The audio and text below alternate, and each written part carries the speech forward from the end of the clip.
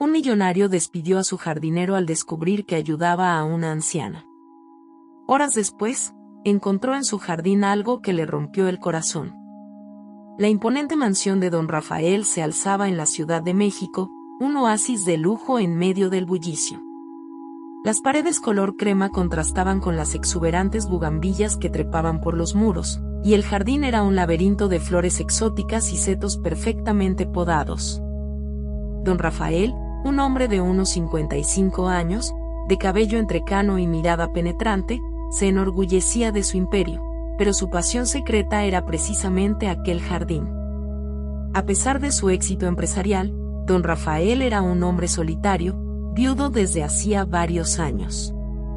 Su único compañero era su fiel jardinero, Mateo, un hombre humilde de unos 40 años, de piel morena, ojos cálidos y manos curtidas por el trabajo. Mateo vivía con su esposa y 2 hijos en una pequeña casa a las afueras de la ciudad. La relación entre don Rafael y Mateo era estrictamente profesional. Don Rafael veía a Mateo como un empleado competente, mientras que Mateo respetaba a su patrón, pero guardaba una cierta distancia. Ambos compartían un amor silencioso por el jardín, un lugar que, sin saberlo, se convertiría en el escenario de una revelación impactante. Una mañana, don Rafael, observando el jardín desde su balcón, notó que Mateo salía de su trabajo a los pocos minutos de empezar su jornada, llevando una gran canasta. La curiosidad lo picó, y sin pensarlo, decidió seguirlo, sin que Mateo lo notara. Don Rafael siguió a Mateo hasta una pequeña y descuidada casa en la parte más antigua de la ciudad. Allí vio a Mateo con la canasta entregándola a una anciana de cabello blanco, arrugas profundas en el rostro y una mirada cansada pero amable. Don Rafael, desde la distancia, sintió una punzada de molestia e indignación. No entendía por qué su jardinero, que él suponía dedicado a su trabajo, se dedicaba a asuntos personales en su horario laboral. Una ira silenciosa comenzó a crecer en su interior. Al regresar a la mansión, don Rafael llamó a Mateo a su oficina. Con voz fría y autoritaria, le reprochó su falta de compromiso y lo despidió fulminantemente, sin darle la oportunidad de explicarse.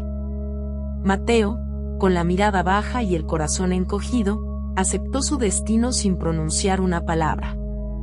Se limitó a recoger sus pocas pertenencias y abandonar la mansión.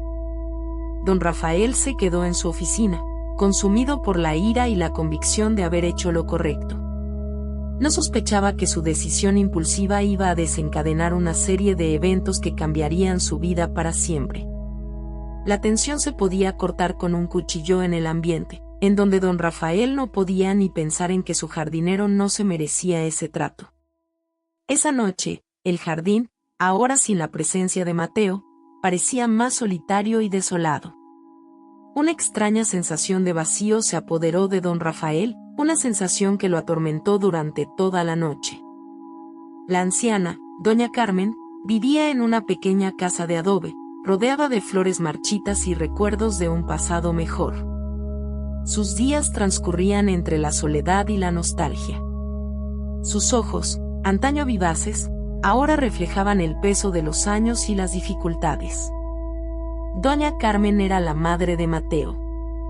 Una enfermedad que la obligaba a estar postrada en cama la había dejado en una situación de vulnerabilidad extrema. A pesar de su fragilidad, conservaba una dignidad inquebrantable y una sonrisa dulce que iluminaba su rostro. La canasta que Mateo le llevaba cada mañana contenía alimentos básicos y medicinas que Mateo compraba con su escaso salario, pero para ella era el tesoro más valioso.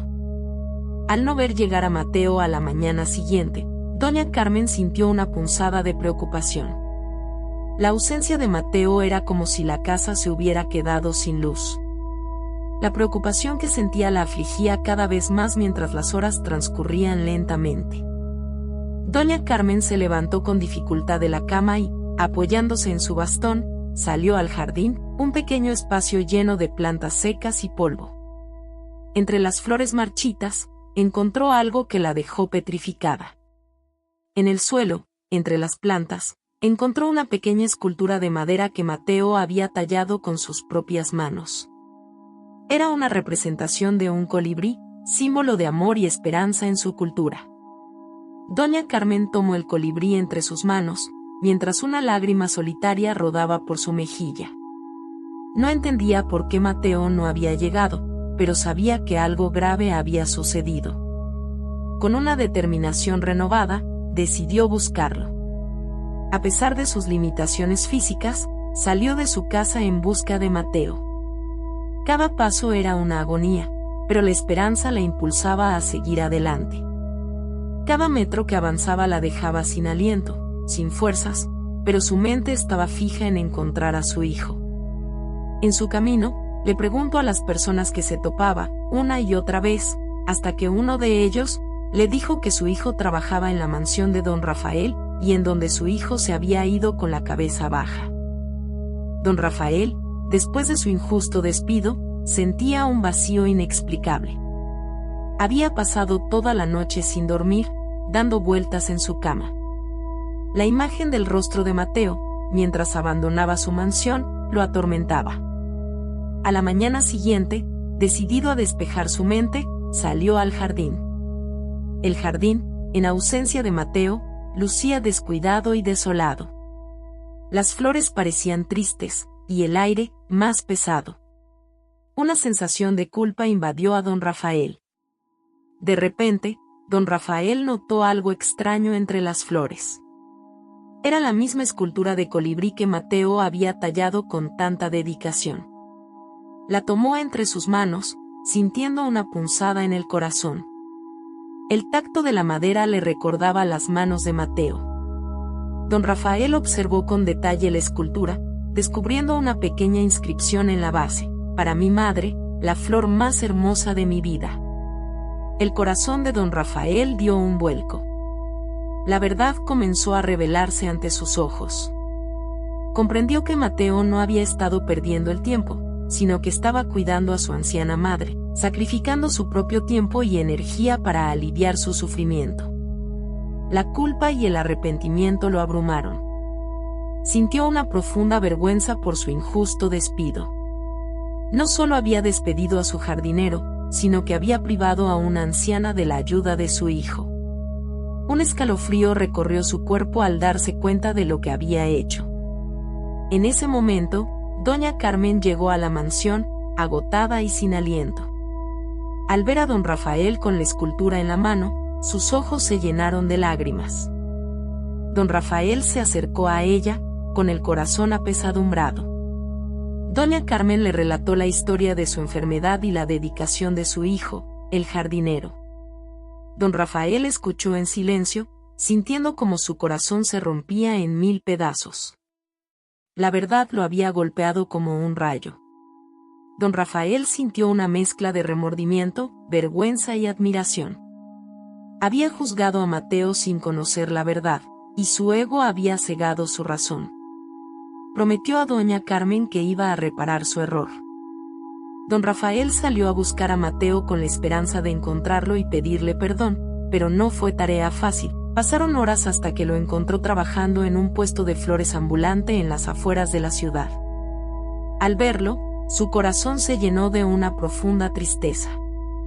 Don Rafael se acercó a Mateo con una humildad que nunca antes había experimentado.